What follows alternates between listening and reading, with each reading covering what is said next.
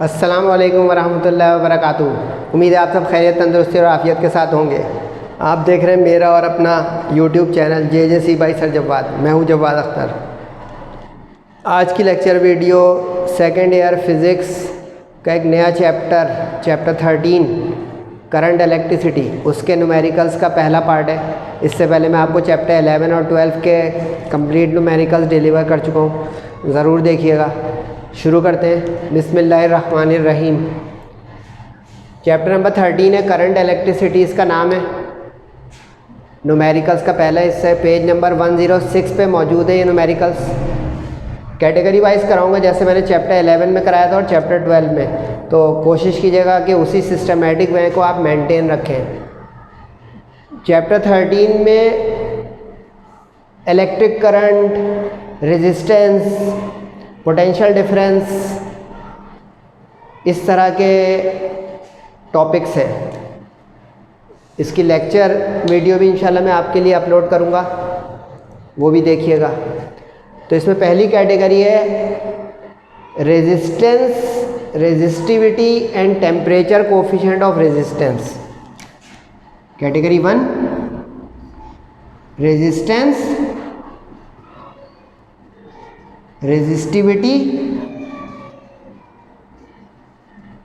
Temperature coefficient of resistance, temperature coefficient of resistance.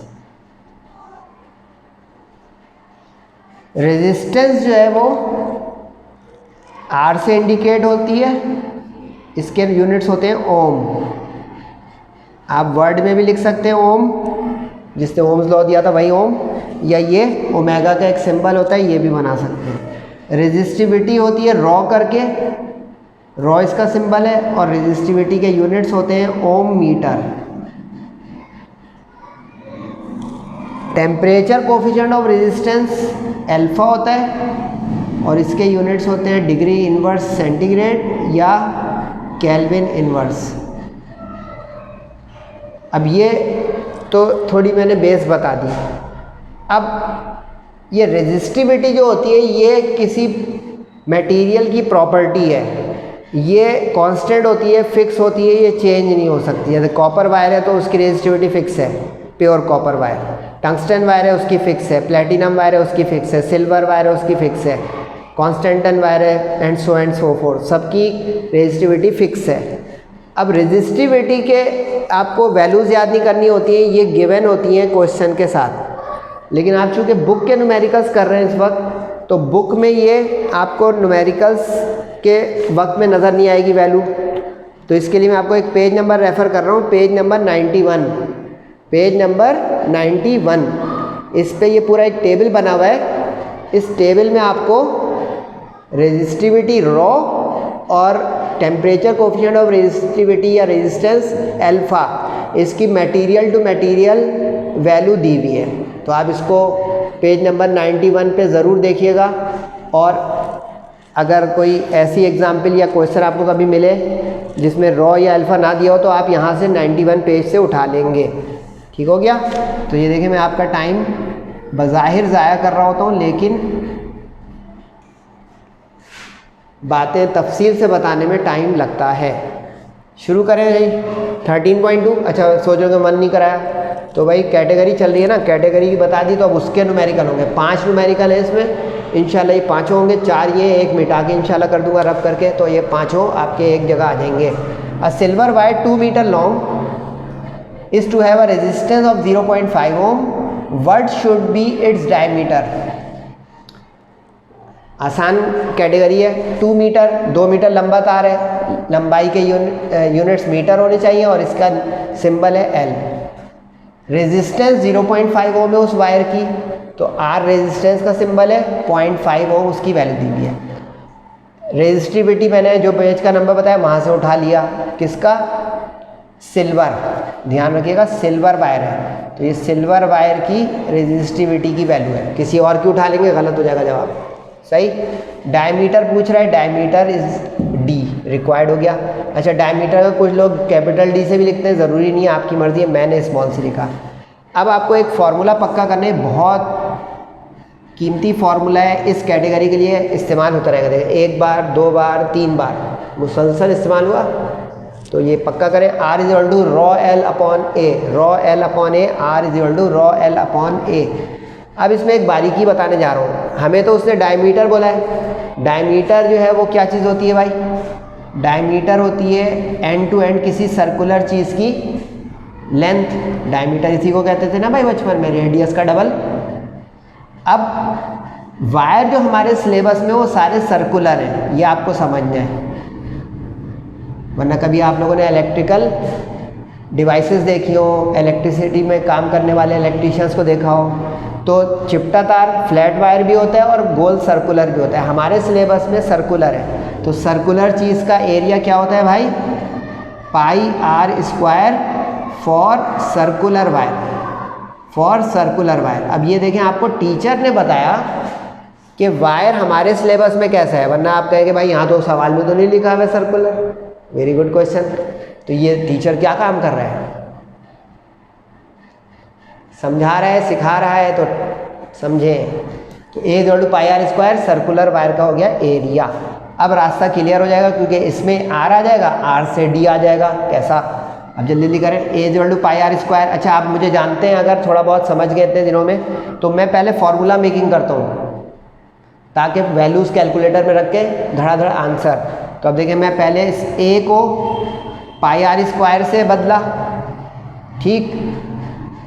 Are होता है D upon two, radius diameter का half, ठीक है। ये छोटे छोटे फॉर्मूले अगर चाहें तो देखते रहे, मैं बॉक्स बना रहा हूँ।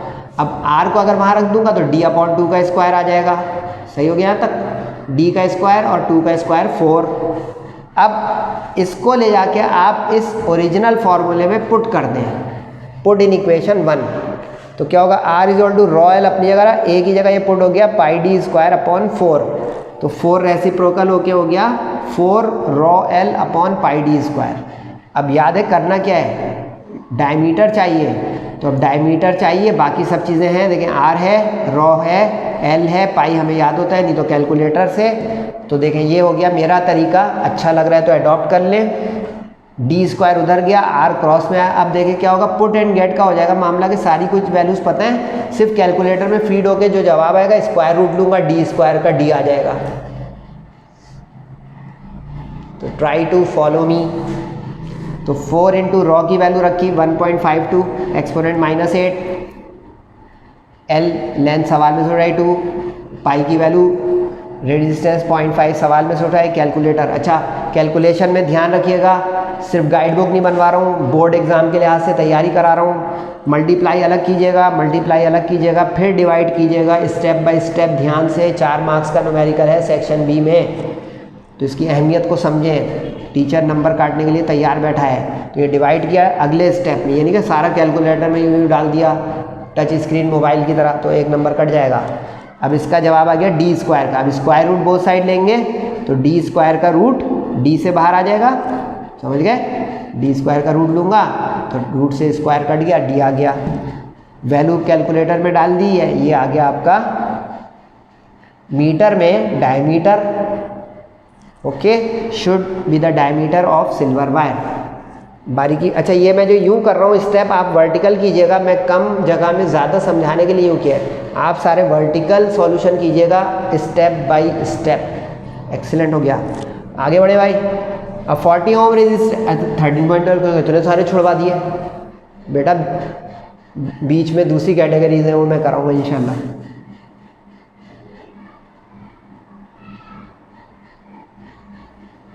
एक 40 ओम का रेजिस्टर है, रेजिस्टेंस लिख दी। 0.1 मिलीमीटर डायमीटर में है, वो डायमीटर लिख दिया। अच्छा, मिलीमीटर को मीटर बनाना है, ऐसा यूनिट चलेगा इस चैप्टर में, तो मिलीमीटर से मीटर जाने के लिए डिवाइड बाई 1000, क्योंकि 1 मीटर में 1000 मिलीमीटर। कभी सेंटीमीटर हो तो 100, सही। रॉ की वैल्यू मैंने प्लेटिनम की उठा ली उसी पेज पे से जो बताया था, पेज नंबर 91। और length of wire needed L हो गया क्वेश्चन मार्क। अच्छा भैया सर आपको कैसे बता रहा, लेंथ पूछ रहा है, तो how much wire, how much, कितना लंबा तार लाएं तो वायरिंग होए, हाउ मच, तो लॉन्ग ना लिखे, कॉमन सेंस, सेकेंड ईयर का स्टूडेंट। ठीक हो गया। अब अच्छा, ये डैश डैश का मतलब है कि सेम वर्क, ये वाला फॉर्मूला मेकिंग का करना है, तो चूँकि सामने हुआ हुआ इसलिए मैंने नहीं किया, तो ये उस तरफ पहुँच गए हम इसमें 4 रॉ L/πd² तक, समझ गए। ये डैश डैश का मतलब है कि कलेक्ट फ्रॉम प्रीवियस क्वेश्चन। अब इसमें L चाहिए, पिछले सवाल का रिवर्स है, तो अब L को अलग करने के लिए πd² उधर चला जाएगा r के साथ और 4 रॉ आ जाएगा इधर क्रॉस मल्टीप्लाई। कैसा मेरा स्टाइल अच्छा है या नहीं है, मैं अपने तौर पे बता रहा हूँ भाई, अच्छा लग जाए तो अडॉप्ट कर लीजिएगा। कि देखिए अब इससे क्या होगा, सिर्फ कैलकुलेटर में फीड करना होगा, पाई की वैल्यू d जो कन्वर्ट करके आया मीटर में वो, उसका स्क्वायर, r जो सवाल में था वो, 4 जो हमारा फार्मूला मेकिंग में आया 4 वो, और रॉ की वैल्यू उस टेबल से, नहीं तो एक बोर्ड एग्जाम में गिवन होगी रॉ की वैल्यू, अगर ना दी हो तो आप टीचर को बुला के कहेंगे भाई रॉ की वैल्यू चाहिए। मल्टीप्लाई किया अलग, डिवाइड में मल्टीप्लाई किया अलग, फिर डिवाइड में कैलकुलेटर डाल दिया, वैल्यू आ गई जनाब 2.845। अच्छा कोशिश कीजिएगा कि 2 डेसिमल प्लेस तो लाजमी लें, 3 लेते हो तो r अच्छा हो जाएगा पॉइंट के बाद। तो metre long wire is needed, तो ये देखें यानी तकरीबन 3 मीटर लंबा तार चाहिए। प्रैक्टिकल बातें लग रही हैं, प्रैक्टिकल न्यूमेरिकल हैं सारे। अगले पे आ जाए भाई 17, find the resistance at 50 degree C of copper wire 2 millimetre in diameter and 3 metre long. इसमें एक चीज़ नई आएगी, संभालिएगा ज़रा, टेम्परेचर का जिक्र आना शुरू हो गया। थ्योरी बता दूं, टेम्परेचर के साथ रेजिस्टेंस वेरी करती है। अगर आप कभी किसी वायर की टेम्परेचर को बढ़ाएंगे तो रेजिस्टेंस बढ़ेगी। Make it very sure and note it down. With the rise in temperature, the hotter the temperature, the more will be the resistance. यानी गर्मी के दिनों में रेजिस्टेंस बढ़ जाएगी, या गर्म इलाके में या गर्म कमरे में रेजिस्टेंस बढ़ जाएगी उस वायर की या उस केबल की जो वहाँ पे मौजूद हो। थ्योरी भी थोड़ी थोड़ी बता रहा हूँ। अब डाटा बना है, टेम्परेचर दिया हुआ है 50 डिग्री C। अच्छा इस चैप्टर में टेम्परेचर का स्मॉल t कैपिटल T लिख सकते हैं, नो टेंशन, लेकिन अकॉर्डिंग टू टेक्स्ट बुक में आपके चल रहा हूँ तो T स्मॉल टेम्परेचर का हो गया। अच्छा इसमें केल्विन नहीं बनाना है, सेंटीग्रेड, क्योंकि अभी मैंने बताया था और करके केल्विन है कि अगर कभी ज़रूरत पड़ गई तो आम हालात में नहीं पड़ती।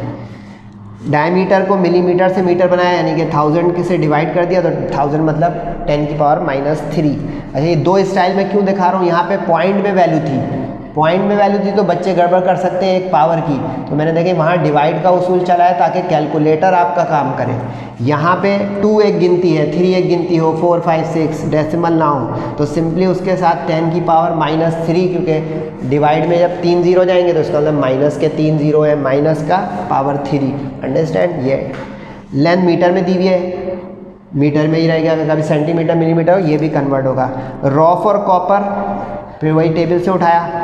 अच्छा इसमें अल्फ़ा की ज़रूरत क्यों पड़ी अभी बताऊंगा, अल्फ़ा की ज़रूरत क्यों पड़ी, सर इसमें नहीं पड़ी इसमें नहीं पड़ी, वजह है टेम्परेचर की वजह से, क्योंकि ये देखें टेम्परेचर कोफिशिएंट इज़ अल्फ़ा, यानी जहाँ जहाँ टेम्परेचर का जिक्र न्यूमेरिकल्स में होगा वहाँ अल्फ़ा की ज़रूरत पड़ेगी, क्योंकि इसके नाम में ही है कि ये वो कोफिशिएंट है जो टेम्परेचर डिपेंडेंट है किसी रेजिस्टेंस का, ये चीज़। तो resistance of copper wire at 50 degree C पूछ रहा है, तो सब्सक्रिप्ट में नीचे लिख देंगे हम उस टेम्परेचर को जब भी पूछेगा। 50 पूछा 50 लिख दिया, 100 पूछा 100 लिख दिया, एंड सो ऑन। अच्छा इसमें अब बारीकी आ रही है, नोट करें कि ये जो फॉर्मूला हमने अभी लिखा ρL/A, ρL/A, अब उसी को सर लिख रहे हैं एक नए तरीके से। ये क्या माजरा है भाई, नजर आया? तो ये एक बात बताने जा रहा हूँ, ये जो होती है ना स्टैंडर्ड रेजिस्टेंस होती है किसी वायर की या किसी केबल की, इसीलिए देखिए इसमें टेम्परेचर नज़र नहीं आ रहा होता है। जो स्टैंडर्ड टेम्परेचर होता है किसी वायर या केबल का वो 0 डिग्री होता है। नोट करें इस बात को, ये 0 डिग्री जो सेंटीग्रेड है ये R0 या R है, इसीलिए क्योंकि ये स्टैंडर्ड है, स्टैंडर्ड यानी फैब्रिकेट करते हुए स्टैंडर्ड रेजिस्टेंस आएगी इस टेम्परेचर पर। Note it, very good. इस बुनियाद पे अब ये इस सवाल की रिक्वायरमेंट के तहत R0 हमारा ये R बन गया, तो R0 आया। अब एक फॉर्मूला याद कर लें तो आपको खुद ही पता चलता रहेगा कि सर किस अंदाज में समझा रहे हैं, कि रास्ता बनेगा मंजिल के लिए। क्योंकि RT अगर डायरेक्ट फार्मूला ऊपर लिख देता तो मेरे पास ये भी नहीं है और ये भी नहीं है। छोटा क्वेश्चन मार्क रास्ता, बड़ा क्वेश्चन मार्क मंजिल। समझे भाई ये चीज़।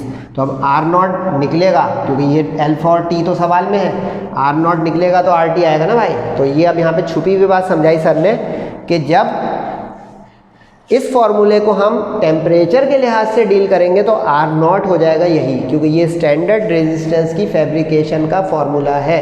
पिछले में आर नॉट लिखा इसलिए नहीं कि ज़रूरत थी नहीं, टेम्परेचर मेंशन था नहीं, बैकग्राउंड में था ये।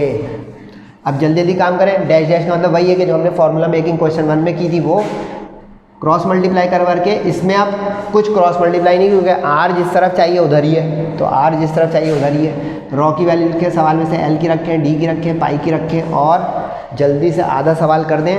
तो 4 रॉ की वैल्यू उठाई, कॉपर की वो रख दी, एल रख दिया, डी जो कन्वर्ट किया था मीटर में वो रख दिया और कैलकुलेटर चलाए। मल्टीप्लाई अलग डिवाइड अलग, ये नोट करें ना पक्का, मल्टीप्लाई डिवाइड एक साथ मत चलाइएगा। और फिर उसके बाद जो आया ये रास्ता बना, मंजिल नहीं, ओम में आ गया हमारा ये, यानी अब ये वाला क्वेश्चन मार्क हट गया क्योंकि ये आ गया। अब क्वेश्चन रास्ता क्लियर। अब रेजिस्टेंस, अब ये formula at a given temperature, T at a given temperature निकालने का है, समझे, T at a given temperature. अब ये टी 50 है तो 50 हो गया, तो ये टी 50 है 50 हो गया, और 0 डिग्री के रिस्पेक्ट से होता है चूँकि, तो इसलिए 0 लिखा नहीं, तो अल्फ़ा इंटू टी, तो अल्फ़ा की वैल्यू सवाल से उठाई 0.0039। अच्छा, उस पेज नंबर 91 पे पहला जो कॉलम होगा लेफ्ट पे, जो 10 की पावरों के साथ होता है वो रेजिस्टिविटी होती है, और जो डेसिमल में थोड़ा 0 के साथ होता है वो अल्फ़ा होता है। कभी ये आप लोग कॉमन सेंस भी याद रखिएगा, कभी मिस प्रिंटिंग हो। अल्फ़ा की वैल्यू थोड़ी बड़ी होती है और रेजिस्टिविटी की बहुत बहुत छोटी होती है, -8, -7, -9, -6, very very small raw resistivity. अच्छा, रेजिस्टिविटी को स्पेसिफिक रेजिस्टेंस भी कहते हैं। सर आप वक्त ख़राब कर रहे हैं, वक्त नहीं ख़राब कर रहे हैं बेटा, कंप्यूटर में आ जाएगा, बताएंगे ना, आपका ही फ़ायदा है। कोई इम्तिहान में कहते स्पेसिफिक रेजिस्टेंस ऑफ कॉपर, अब बच्चा उसको आर लिख देगा, अरे resistance, specific resistance is resistivity, resistivity का दूसरा नाम स्पेसिफिक रेजिस्टेंस। वक्त ज़ाया नहीं किया बेटा, मालूमात दी काम की ज़रूरत के तहत। इस रेजिस्टिविटी को ही स्पेसिफिक रेजिस्टेंस कहते हैं, और रेजिस्टेंस से धोखा ना खाएं, स्पेसिफिक है तो अब ये रॉ इसका निशान होगा, आर नहीं, आर सिर्फ रेजिस्टेंस है, स्पेसिफिक नहीं है। गुड हो गया। अब मल्टीप्लाई किया, बॉड मास ब्रैकेट वाला काम पहले, इसको मल्टीप्लाई, इसके साथ ये प्लस, फिर ये मल्टीप्लाई, ब्रैकेट ऑफ पहले होगा, उसके अंदर भी मल्टीप्लाई आ रहा है तो पहले मल्टीप्लाई का ऑपरेशन होगा, फिर जवाब जो आएगा वो प्लस होगा, बॉड मास, तो मल्टीप्लाई पहले, फिर ऐड वाला ए आया, ऐड हुआ, फिर उसके बाद ये मल्टीप्लाई हुआ दोबारा से, तो is the resistance of copper wire at 50 degree C. Good. लेकिन जो सबसे अच्छा न्यूमेरिकल है इसका वो है 13.18। इसके बाद एक और भी होगा, चले मत जाइएगा, ये करके एक और करूँगा इंशाल्लाह। टंगस्टन वायर का जिक्र आ गया। एक चीज़ देख रहे हैं, बुक वाले क्या कर रहे हैं, वायर प्लस बदल बदल के दे रहे हैं, silver wire, platinum wire, copper wire, tungsten wire, ताकि बच्चों को टेबल देखना भी आ जाए और वैल्यू की नॉलेज भी आए कि हर मटेरियल का अलग अलग अल्फ़ा है या अलग अलग रॉ है। टंगस्टन वायर, अच्छा ये शो पीस है, ये देखिए शो पीस धोखा देने के लिए। कभी भी रेजिस्टिविटी के या टेम्परेचर कोफिशिएंट के रेजिस्टेंस में उसकी जो वाटेज दी हुई होगी, यानी कहते हैं ना 100 वाट का बल्ब है, 18 वाट का बल्ब है, 100 वाट का बल्ब है, 13 वाट का बल्ब है, ये वाट जो है सिर्फ शो पीस है, इसका डेटा में और कैलकुलेशन में काम नहीं होगा, नोट कर लें। सही, आगे बढ़े भाई। वो कह रहे हैं कि इस टंगस्टन वायर का रेजिस्टेंस 240 ओम है जब वो गर्म है, हॉट है, और हॉट कब है, इतना ज़्यादा 2020, ओहो वर्ल्ड कप नहीं भाई, 2020 degree centigrade. What would you estimate its resistance at 20 degree C, यानी ठंडा वाला पूछ रहा है, गर्म वाला दिया हुआ है, समझ गए ये पॉइंट। अब ये सवाल थोड़ा भूल भुलैया है, स्टेरिक लगा दिए है, तवज्जो। 2020 यानी 2020 डिग्री सेंटीग्रेड पर, तो R20 ये सिखा दिया मैंने आपको कि RT at a given temperature, तो R20 240 है। सही हो गया यहाँ तक। टेम्परेचर कोफिशिएंट उस बुक में से उठा लिया 0.0046, ठीक है। टेम्परेचर ऑफ वायर हॉट है, टेम्परेचर 2020 वो हो गया, सही है। अब 20 पर पूछ रहा है। अब यहाँ पे भुलभुलैया क्या है, एक टेम्परेचर पर दिया हुआ है, एक टेम्परेचर पर पूछ रहा है, सही, और 0 डिग्री नहीं दिया हुआ है, ये ध्यान रखने का था। 20 पे पूछ रहा है, 20 का दिया हुआ है और 0 नहीं पता। अब सर ने जो पढ़ाया है उसमें कहा है कि 0 डिग्री बहुत काम की बात है। अब ज़रा गौर कीजिएगा, मैं 0 तक कैसे इसको पहुंचाऊंगा इंशाल्लाह। ये देखें भाई, ये फॉर्मूला याद हो गया था ना आपको, ये अब काम आएगा। इसमें नज़र आई क्या चीज़ है, आर नॉट। आर नॉट आपको आर नॉट दिलवाएगा। क्या सीखते आ रहे हैं सर के साथ, अगर लेंथ वगैरह डायमीटर वगैरह गिवन हो वायर का तो ये आर नॉट दिलवाता है, रॉयल अपॉन ए का फॉर्मूला। और अगर कभी टेम्परेचर के साथ बातें हो, लेंथ और डायमीटर वगैरह का जिक्र ना हो, तो ये फॉर्मूला दिलवाता है आर नॉट। देखिएगा ज़रा कैसे, R20 गिवन है, हाँ बोल दें, वेरी गुड। अल्फ़ा गिवन है, हाँ बोल दें। अब देखें आर नॉट 0 डिग्री के लिहाज से आ रहा है। इसमें बच्चा गलती क्या करेगा वो बस नोट करें। एक बच्चा यहाँ पे इसको डेल्टा टी बना के 20 में से 20 को माइनस कर देगा और ये हो जाएगा दी एंड, ख़राब, 0 मामला। देखें जब यहाँ पे 20 रखा तो टेम्परेचर 20 रखना है रिस्पेक्टिवली, और जब 20 वाला निकालूंगा तो 20 रख दूंगा। क्या पता चल रहा है, स्टैंडर्ड 0 रहेगा। ये है इसमें बारीकी, ये अगर पिक कर ली तो हो गया काम आसान, वरना ये सवाल करेगा आपको तंग। ठीक हो गया। अब मैंने अपनी बारीकियाँ बता दी, अब आपका कमाल। 240 उसकी वैल्यू दी हुई थी, रखा अल्फ़ा की वैल्यू रखी 20 रखा, रिस्पेक्टिव टेम्परेचर जो यहाँ टी वो यहाँ टी, समझ गए। अब कैलकुलेटर चला, मल्टीप्लाई किया फिर प्लस किया, ये तो सीख गए ना, पहले मल्टीप्लाई फिर प्लस।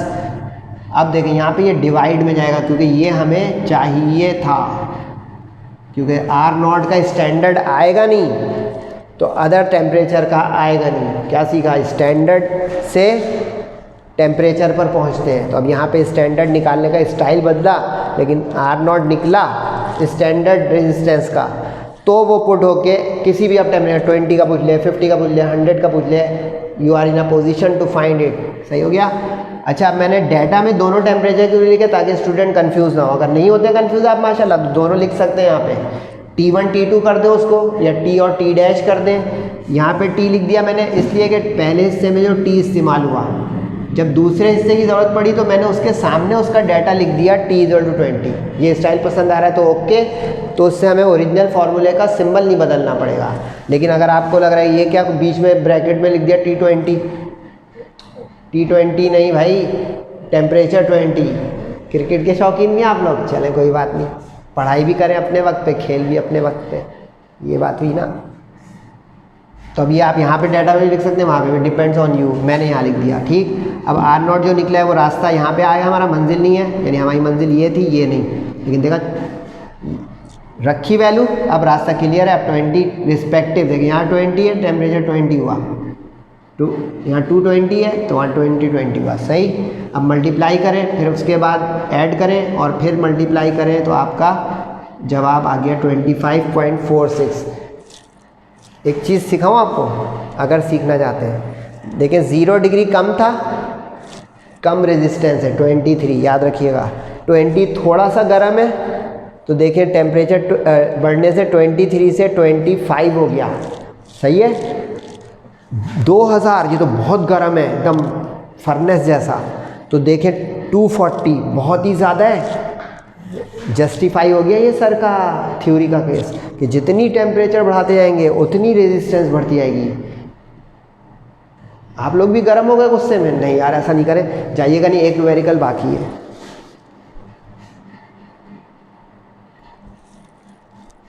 ये लास्ट न्यूमेरिकल देख लें इस कैटेगरी का, याद रही ना category, resistance, resistivity and temperature coefficient of resistivity. A resistor is made by winding on a spool of 40 metre length of constantan wire. एक और वायर की जो एक किस्म आ गई, diameter 0.8 millimetre. Calculate resistance of wire at 0 degree and 80 degree. Revision जैसा है, जल्दी से खुद ही कर लें, 0 डिग्री का भी तरीका बताया था मैंने कि ये वाला जो फार्मूला है ये 0 डिग्री का होता है स्टैंडर्ड, याद आ गया। और ये वाला जो फार्मूला है ये एट अ गिवन टेम्परेचर होता है अदर देन 0, तो 80 डिग्री वाला हो गया। पुट एंड गेट जल्दी से कर ले। 40 मीटर लेंथ है, L हो गया। डायमीटर दिया हुआ है मिलीमीटर में, मीटर बनाने के लिए 1000 से डिवाइड कर दिया। रेजिस्टिविटी कांस्टेंट की, अच्छा इस सवाल में बुक में सामने ही लिखी हुई है, लेकिन बाकियों की जो है उस टेबल पेज नंबर 91 से उठानी पड़ेगी। तो ये 49 एक्सपोनेंट -8 ले लिया। अल्फा नहीं दिया हुआ है, वो आपको उसी पेज से उठाना पड़ेगा। 0.4 × 01 डिग्री इनवर्स। रेजिस्टेंस 2 सवाल है AB, तो 0 डिग्री का R0 हो गया, 80 डिग्री का R80 हो गया। ये तो समझ में आ गया ना, जो सबस्क्रिप्ट है वो उस टेम्परेचर को मेंशन कर रहा है। अब 0 डिग्री वाला स्टैंडर्ड, अच्छा डैश का मतलब वही है जो अभी हमने 4 न्यूमेरिकल के उसमें याद है, फर्स्ट बिल्कुल न्यूमेरिकल जो किया था 13.2, उसमें मैंने ये फार्मूला मेकिंग सिखाई थी, वो वहाँ से डैश उठा लीजिएगा। ये हो गया। अब इसके अंदर हम रॉ की वैल्यू रखें, L की वैल्यू रखें, डाटा में सब है। D का स्क्वायर करें और मल्टीप्लाई अलग, डिवाइड अलग, तो 38.992। अच्छा कभी बुक से थोड़ा डेविएशन आ रही हो तो ये मत समझिएगा सर ने गलत किया है, इसका मतलब होता है अनसर्टिनिटी। जैसे अब मैंने 992 लिख दिया, बुक वाले 99 लिखो, 98 लिखो, या पूरा 39.0 लिखो, तो हम भी सही वो भी सही, क्योंकि डिपेंड करता है। क्योंकि देखिए इसमें पाई की वैल्यू की ज़रूरत पड़ी, कितने डेसिमल प्लेस तक उन्होंने उस पाई को लिया हुआ है, उससे फ़र्क पड़ जाएगा थोड़ा सा मामूली, तो वो गलत नहीं होगा ना उनका ना हमारा। ओम में आगे resistance of wire at 0 degree, answer A. At 80 degree के लिए अब ये जो 0 डिग्री रेफरेंस बन जाएगा, 0 डिग्री की जगह रखेंगे और अल्फ़ा की वैल्यू सवाल में से उठाएंगे या उस टेबल में से, और फिर मल्टीप्लाई किया 80 से। अच्छा कुछ स्टूडेंट ये सोच रहे हैं सर आप टेम्परेचर की जगह डिग्री का निशान लगा रहे हैं, ये ऑप्शनल है। अगर आप वैल्यू टू वैल्यू मल्टीप्लाई कर रहे हैं तो कोई मसला नहीं, लेकिन सर सिखाना चाह रहे हैं ये टेम्परेचर की वैल्यू है तो, लेकिन लाजमी नहीं है, इससे नंबर नहीं कटते, लगाएँ चाहे ना लगाएँ। सही मैंने लगा दिया, पीछे भी अगर लगा होगा यही वजह होगी। इसके बाद ये मल्टीप्लाई प्लस किया, मल्टीप्लाई किया और 39.023 is the resistance of constantan wire at 80 degree C। दूसरा आंसर आ गया, आंसर B। अच्छा आप एक से ज़्यादा आंसर हो तो एक जगह रिजल्ट बना के भी लिख सकते हैं आंसर के। अच्छा ये देख लें, फिर उसके बाद अल्लाह हाफिज़ करेंगे।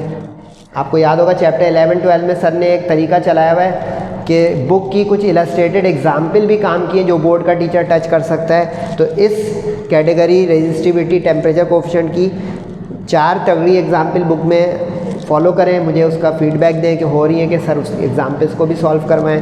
13.4567 ऑन पेज नंबर 92 लाइन से पेजेस हैं 90, 91, 92, उस पे ये चारों एग्जाम्पल हैं। लेकिन तरीके से कीजिएगा, बुक की कभी एग्जाम्पल का सॉल्यूशन नहीं देखिएगा, क्योंकि वो एक सॉल्यूशन की हेडिंग में कर देंगे, बोर्ड में वो 0 दे देगा कि कहीं से छपाई की गाइड बुक से डेटा रिक्वायर्ड सॉल्यूशन रिजल्ट, इस तरह तरीके से कीजिएगा।